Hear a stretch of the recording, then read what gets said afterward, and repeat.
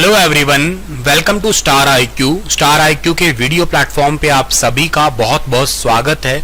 आशा करता हूं आप लोग बहुत अच्छे होंगे। आइए 21 अप्रैल 2022 के हरियाणा करंट अफेयर इस वीडियो में पढ़ना स्टार्ट करते हैं। अगर आप लोगों ने अभी तक स्टार आईक्यू यूट्यूब चैनल को सब्सक्राइब नहीं किया है तो कर लीजिएगा, अपने दोस्तों को भी शेयर कीजिएगा इस पर्टिकुलर वीडियो को। दोस्तों, क्लास को स्टार्ट करूं उससे पहले आप लोगों के लिए एक बहुत इंपॉर्टेंट सा नोटिफिकेशन है या इंपॉर्टेंट एक प्रकार की सूचना है। देखिएगा, अगर आप लोग प्रिपरेशन करते हैं तो आप लोगों को टेस्ट देना बहुत जरूरी होता है। सर क्यों जरूरी होता है? क्योंकि आप लोगों को अपनी लाइव रैंकिंग देखना बहुत जरूरी होता है कि हम लोग एक्चुअली कहां पे लाई कर रहे हैं ऑल ओवर इंडिया में, और अगर आपकी कोई कमियां होती है तो वो टेस्ट से ही पहचानी जा सकती है। तो इसी करके अनअकैडमी ला रहा है आने वाले 24 अप्रैल को सही दोपहर 12 बजे अनअकैडमी अल्ट्रा कॉम्बैक्ट। और ये अल्ट्रा कॉम्बैक्ट जो है ना, ये आपके एसएससी एग्जाम को क्रैक करने में बहुत ज्यादा मदद करेगा। इस अल्ट्रा कॉम्बैक्ट का पार्ट आपको बनने के लिए मेरा कोड यूज करना होगा एनरोल करने के लिए, that is STAR star IQ। बिना स्पेस दिए आप स्टार IQ कोड का जरूर यूज कीजिएगा। इस कोड का यूज करके आप लोग इस अल्ट्रा कॉम्बैक्ट का पार्ट बन सकते हैं। लिंक आपको डिस्क्रिप्शन बॉक्स में मैं प्रोवाइड कर दूंगा। दोस्तों, अगर आपके 1 से 10 रैंक आता है तो आप 100% स्कॉलरशिप ले सकते हैं। 11 से 100 रैंक में 75% स्कॉलरशिप, और इसके अलावा 500 तक अगर रैंक आता है तो 50% स्कॉलरशिप। 25% स्कॉलरशिप के लिए आपको 1000 तक रैंक लाना होगा, और 3000 तक रैंक आता है तो 20% स्कॉलरशिप। एज यूजुअल 10% का डिस्काउंट पाने के लिए आप लोग मेरा कोड जरूर यूज कीजिएगा, दैट इज STAR IQ। इसके अलावा बहुत सारे भाग्यशाली विजेताओं को Dell laptop, Samsung mobile phone और अमेजोन के गिफ्ट वाउचर भी मिलेंगे। तो देर किस बात की, एनरोल करिएगा। डिस्क्रिप्शन बॉक्स में आपको लिंक है वो प्रोवाइड करवा रखा है, ठीक है।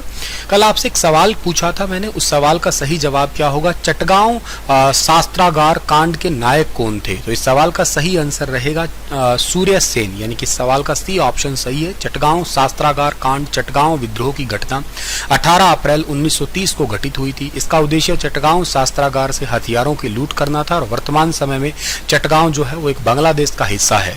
बांग्लादेश की राजधानी ढाका है, इसकी करेंसी टका है, याद रखना। और प्रधानमंत्री का नाम क्या है? शेख हसीना है, ये भी आप याद रखना।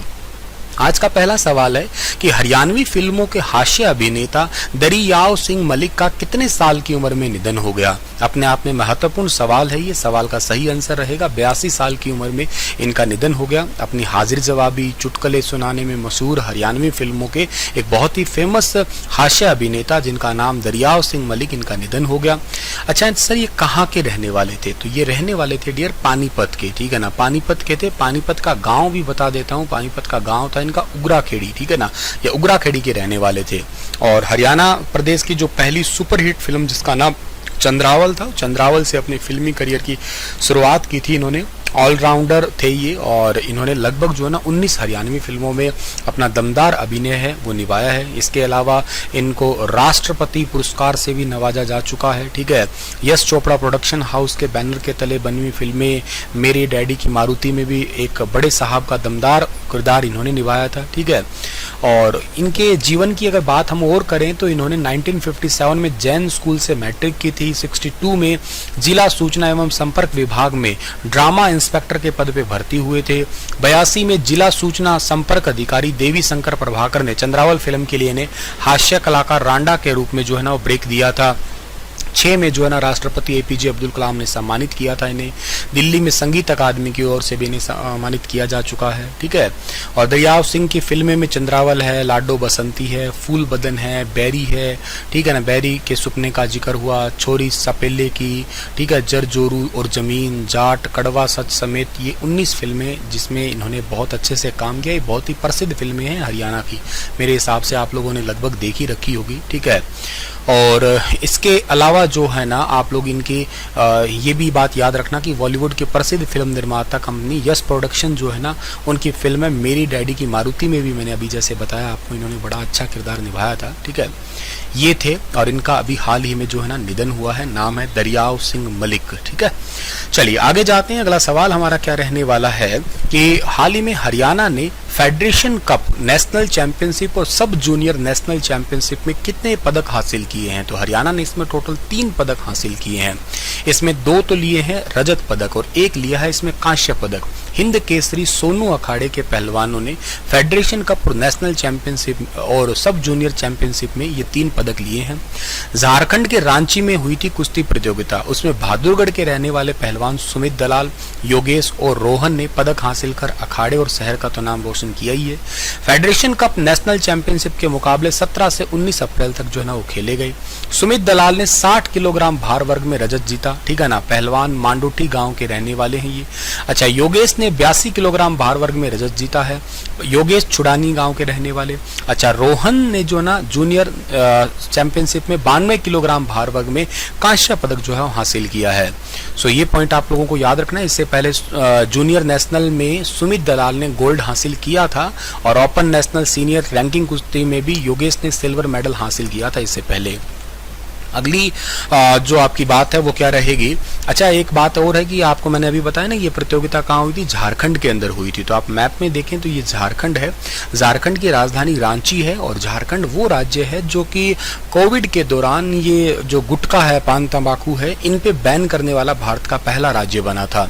यहाँ के मुख्यमंत्री का नाम हेमंत सोरेन है, पॉपुलेशन 3.19 करोड़ है और रमेश बाइस जो है ना वो यहाँ के राज्यपाल है। एरिया 79716 वर्ग किलोमीटर और उसकी स्थापना 15 नवंबर साल 2000 को हुई थी। तो ये भी याद रखना। जैसे हरियाणा एक लैंड लॉक्ड स्टेट है ना, वैसे वैसे झारखंड भी एक लैंड लॉक्ड है। आप देख रहे हो चारों तरफ से जो ना घिरा हुआ है, एक इधर ये तेलंगाना है, एक इधर मध्य प्रदेश है, एक इधर ये हरियाणा है। ये लैंड लॉक्ड में आते हैं कि छत्तीसगढ़ है, ठीक है। अगला सवाल हमारा क्या है कि हाल ही में हरियाणा के कितने जिलों में कपास का क्षेत्रफल बढ़ा है? कपास का क्षेत्रफल हरियाणा के 6 जिलों के अंदर बढ़ गया है। 6 जिले कौन से हैं सर जी? एक जिला है सिरसा है, दूसरा जिला हिसार है, तीसरा है फतेहवा, चौथा है भिवानी और 5वां जो है ना रेवाड़ी और 6वां जो है ना महेंद्रगढ़। इन 6 जिलों के अंदर कपास का रकबा अभी रिसेंटली देखने को ऐसा मिला है कि यहाँ पे ये रकबा बढ़ा है। अप्रैल से मई तक के आखिर तक जो पूर्व से पश्चिम की दिशा में बीटी कपास की बिजाई किसानों के लिए लाभ करी, ऐसा कुछ कहा है। डॉक्टर कौशिक ने इसके बारे में जानकारी दी है। एक्चुअली वैसे हरियाणा ने देसी कपास की बिजाई जो है अगर कोई करता है तो उसको 3000 रुपये प्रति एकड़ के एक प्रकार से सब्सिडी देने की भी बात की है, शायद आप लोगों को याद होगा। तो कपास बिजाई वाले किसानों के लिए कृषि विश्वविद्यालय हिसार की ओर से एडवाइजरी भी जारी की गई है रिसेंटली कि वो जून में कपास की बिजाई ना करें। बिजाई से पहले जो है ना फलेवा भी गहरा लगाया जाएगा, इसलिए पहले ही जो है ना लगभग अप्रैल के लास्ट या मई के अंदर जो है ना ये बिजाई कर ले, ठीक है। अगला सवाल हमारा क्या रहने वाला है कि हाल ही में सीएम मनोहर लाल ने किस यूनिवर्सिटी में गुरु तेग बहादुर जी के नाम पर एक पीठ स्थापित करने की घोषणा की है? तो इस यूनिवर्सिटी का नाम है KUK कुरुक्षेत्र यूनिवर्सिटी। मुख्यमंत्री मनोहर लाल जी ने जो गुरु तेग बहादुर जी का 24 अप्रैल को पानीपत के अंदर 400वां प्रकाश उत्सव मनाया जाएगा, उसी पे ही जो है ना उसी के दौरान ही गुरुओं के जीवन और उनकी शिक्षाओं को उजागर करने के लिए हरियाणा में सिख गुरुओं से समर्पित एक संग्रहालय बनाए जाने की जो है ना वो घोषणा की है। अच्छा, इन्होंने क्या किया? अभी हाल ही में कुरुक्षेत्र विश्वविद्यालय में गुरु तेग बहादुर जी के नाम पर एक पीठ स्थापित करने की घोषणा की है। सो ये याद रखना है आपको। तो हरियाणा में बनेगा सिख गुरुओं को समर्पित संग्रहालय। मुख्यमंत्री मनोहर लाल जी ने जो है इसकी घोषणा की है।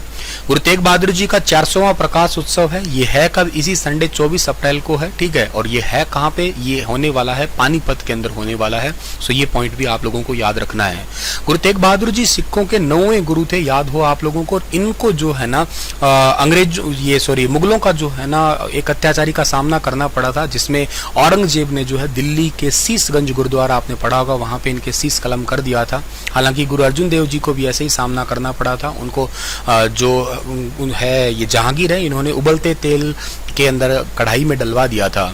और कुरुक्षेत्र यूनिवर्सिटी की स्थापना 1956 में हुई थी। वीसी का नाम SN सचदेवा है।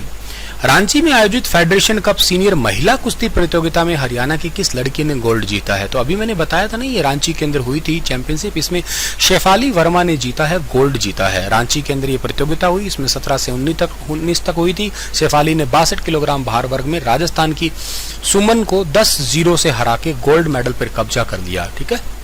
चलिए इसी के साथ ये लेक्चर तो आपका समाप्त होता है। और ये शेफाली कहाँ की, एक बात और बताता हूँ, रोहतक की लड़की है वो।